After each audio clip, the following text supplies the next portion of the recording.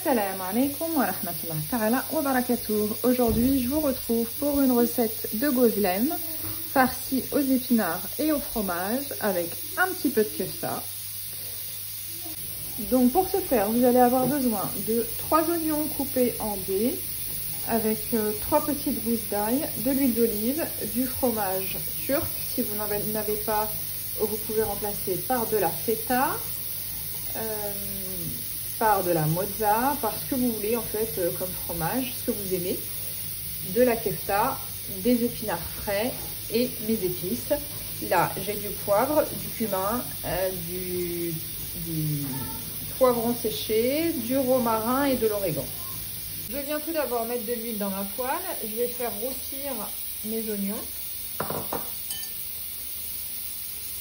Ensuite, je vais y ajouter ma kefta, mes épices et je vais laisser bien cuire, que ça dégage tous les sucs de la viande. Alors mes oignons là sont bien saisis, je vais ajouter ma kefta.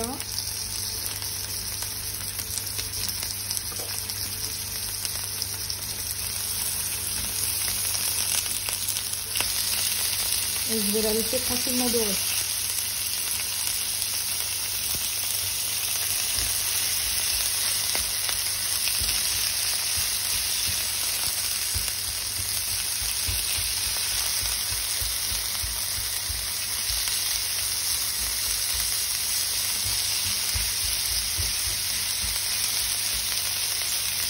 Alors ma kefta est correctement dorée, je vais venir ajouter mes épices.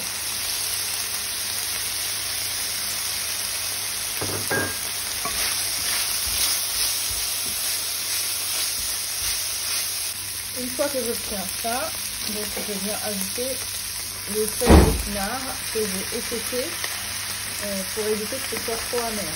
Je vais ajouter un sachet de 500 g de feuilles d'épinards en plusieurs fois. Vous allez voir, les feuilles vont fondre au fur et à mesure de façon assez impressionnante. Voilà, je vous laisse voir en fait comment ça devient parfait. Donc là, je vais ajouter le reste de mes feuilles. Je vais couvrir pour laisser cuire un petit peu et ensuite rajouter le fromage.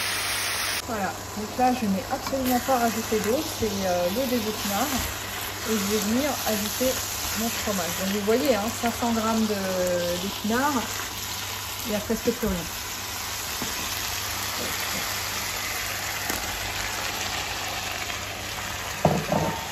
Voilà, j'ajoute mon fromage.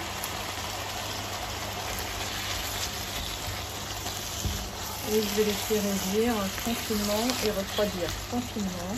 Il est impératif que la farce soit froide avant de monter vos gozlem, sinon il se perd.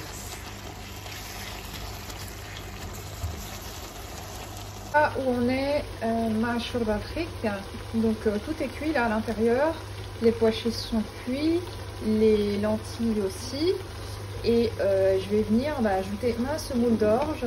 Et donc ça par contre il faut rester à côté pour pouvoir remuer au fur et à mesure qu'elle gonfle, sinon elle colle au fond de la casserole.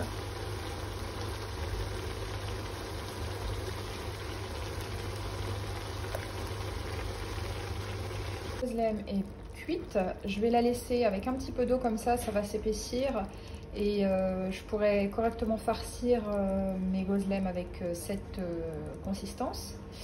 Je vais juste bien la réfrigérer, je vais la laisser redescendre en température, transvaser dans un saladier et mettre au frigo jusqu'à tout à l'heure pour que je monte les gozlem de façon assez aisée.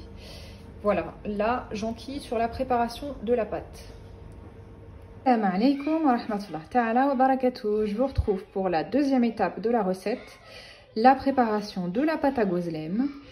Donc j'ai besoin de 8 g de levure fraîche de boulangerie, une cuillère à soupe de sucre en poudre, 375 ml de lait fermenté, de l'ben, 60 g de beurre mou et de 600 g de farine et d'une cuillère à café bombée de sel.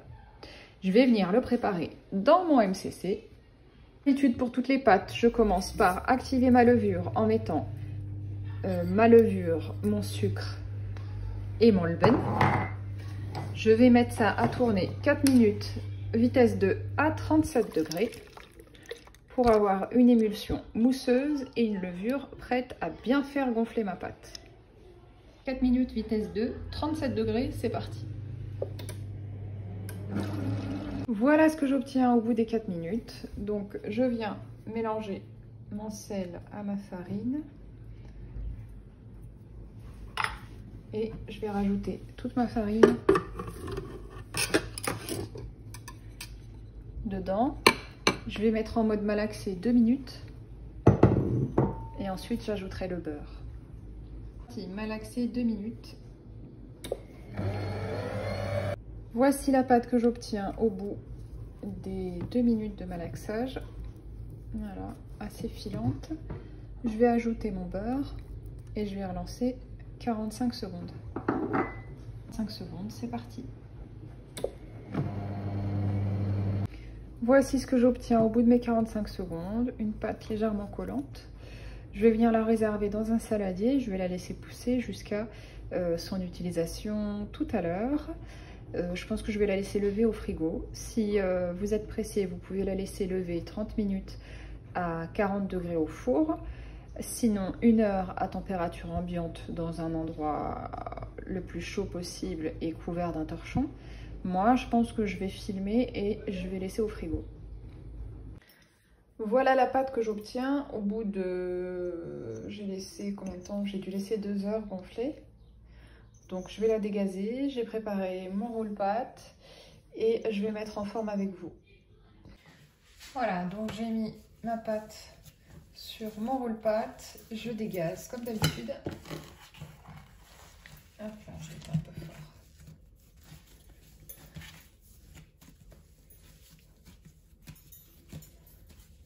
Voilà, je fais ma boule et je vais venir l'aplatir un petit peu pour couper mes pâtons et que ce soit à peu près homogène.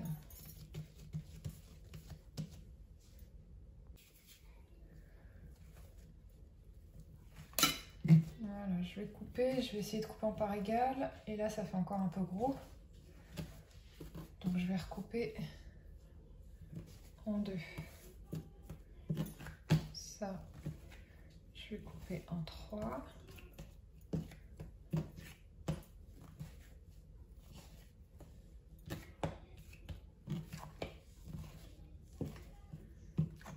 Et puis ça, je vais laisser comme ça.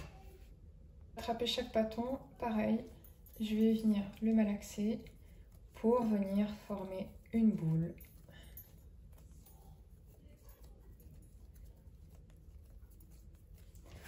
Toujours pareil que je passe comme ça entre mes doigts, j'appuie, je roule, j'appuie, je roule.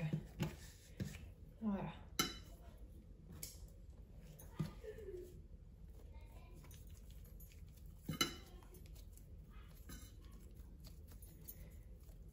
Toujours pareil, je soude correctement le dessous de ma boule.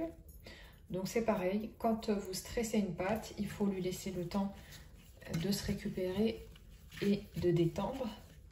Voilà, sinon vous ne pouvez pas correctement la travailler ensuite. Donc là, pareil, vous allez faire toutes vos boules, le temps que vous ayez fini par la dernière.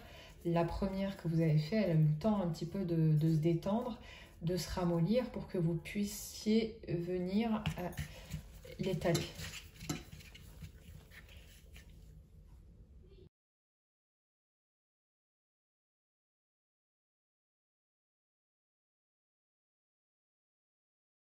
Alors, je vous montre comment façonner.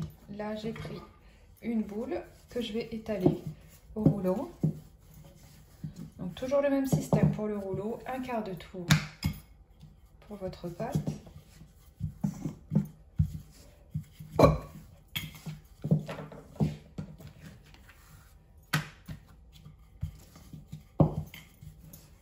Vous étalez correctement, de quoi avoir quelque chose d'assez fin. Ça va se cuire à la poêle, hein, ça ne se cuit ni en friture ni au four. Donc je fais une forme un petit peu ovale et je vais venir garnir avec ma farce refroidie de tout à l'heure. Il faut bien les goûter. Vous allez avoir des surprises, ça va s'ouvrir à la cuisson.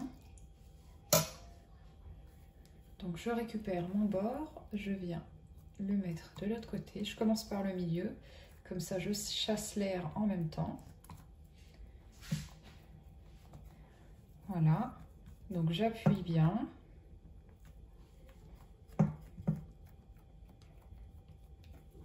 Et puis je viens tirer et retourner, tirer et retourner, tirer et retourner, tirer et retourner. Moi j'aime bien quand ils sont comme ça, quand ils ont le rebord un peu charnu. Mais vous pouvez très bien les couper au couteau ou les couper avec cette petite roulette. J'aime bien quand ils sont comme ça. Voilà. Donc à partir de ce moment-là, ils sont prêts à être mis à la poêle ou sur la crêpière pour être cuits.